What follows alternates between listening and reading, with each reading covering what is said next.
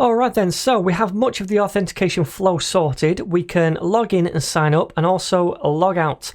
But now what I'd like to do is conditionally show these different buttons in the navbar dependent on that user state. So if they're logged in, we only need to show the logout button and not this one.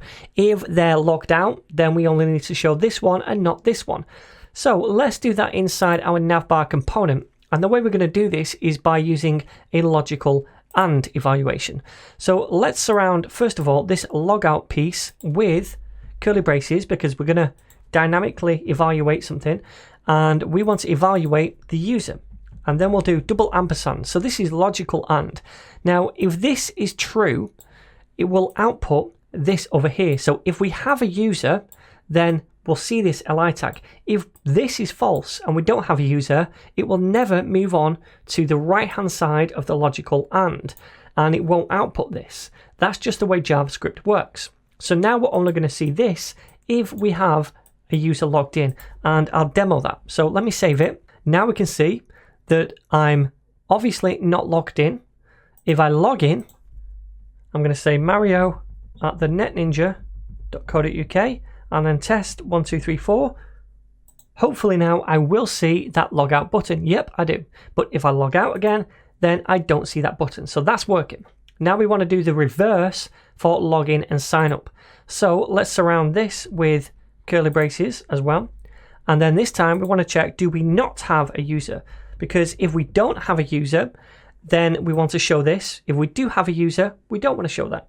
Let me save it. And since I'm not logged in, we see it. If I log in, Mario at the netninja.co.uk and test 1, 2, 3, 4. Once I log in, I should see the log out button and the other one goes. If I log out, then I see the login one instead. Awesome. Alright, so one more thing I want to do.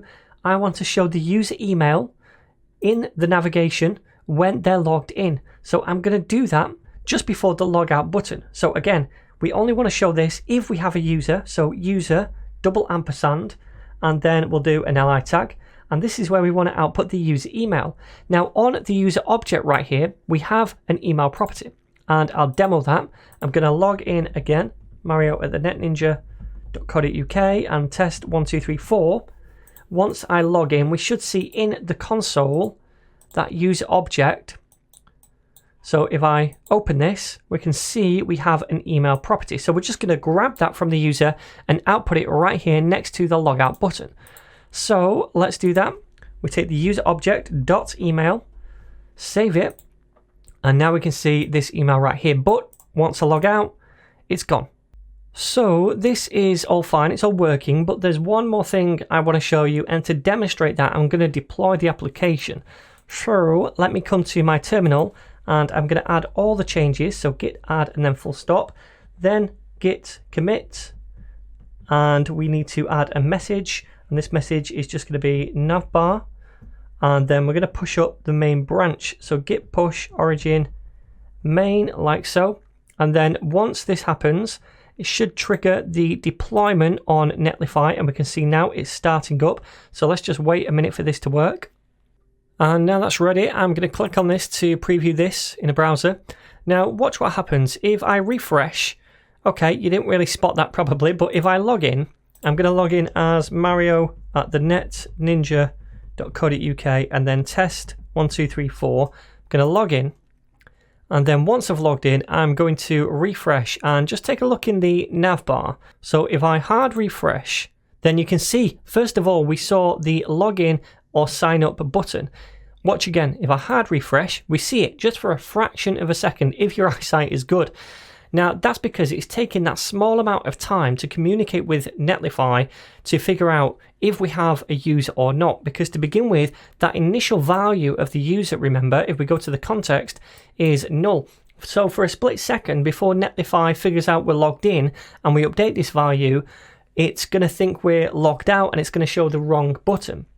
So what we really want to do before we show any of these links in the navbar is wait until Netlify has established that connection and it's figured out whether we're logged in or not, and then we can show the correct stuff in the navbar. So let's do that, and to do that we're going to use this auth ready thing right here. So we want this to be false to begin with, because that's when we first refresh the page, if you like, or go to the website. And at that moment, authentication status is not ready. It's only ready once Netlify has communicated with the Netlify servers and figured out if we're logged in. And that happens after this initialization. Now, there is an event listener for this event that we can use to update this value. So first of all, what I'm going to do is create a bit of state. So const, and it's going to be called auth ready, and we want to set auth ready as well. And we're going to set that equal to useState, and the initial value is going to be false. So auth ready is false when we first load the page. Authentication is not ready yet. Now then, we're going to create another event listener right here. So Netlify identity dot on, and the event this time is init. So once we've initialized Netlify identity and we know whether a user is logged in or logged out, this is the point that the function will fire. And at that point, because we're ready, we can set this now to true. So I'm going to say set auth ready to true, and also I'm going to console.log init event like so. Now also in here, we get back a user. So once Netlify identity has initialized, if there is a user logged in, we get that back, and we can straight away set the user to be that user if we want to. So I could say set user and then pass in the user like so. So now all I want to do is add this auth ready property to this context object. So auth ready like so, and then we can use that inside our navbar. So now if I destructure that right here, auth ready, what I could do is only output this UL, for example, when auth ready is true. Now, if I wanted to, I could build some kind of template so that it surrounds these three links. They're the dynamic links instead, so we can always show these, but to keep things simple, I'm just going to surround the whole UL. So to do this, I need to surround this with curly braces. So open curly brace there, and then close curly brace at the bottom like this. Scoot that in, and scoot this in as well. And then I'm going to say auth ready, and then double ampersand, and then open up my parentheses, because we're going to return a bit of template like so. And that is pretty much it.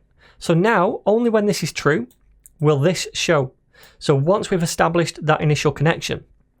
So I'm going to save this, and I'm just going to deploy it straight away. So git add that change, and then git commit, and the message is going to be added auth ready, and then press enter, git push origin, the main branch. This is going to trigger a deployment on Netlify. So if we take a look over there, I'm going to cross this off for now, and if I refresh here, hopefully we're now going to see, yep, it's building the new version. All right, so now that's done, we can click on this link, and now if I hard refresh, hopefully you won't see the sign in button before it initializes. So if I hard refresh, you can see it waits a second before we show anything, and then it just shows the correct stuff. And if I log out, the same is going to be true. If I hard refresh, we can see we just see this stuff and we don't see the others flash in first.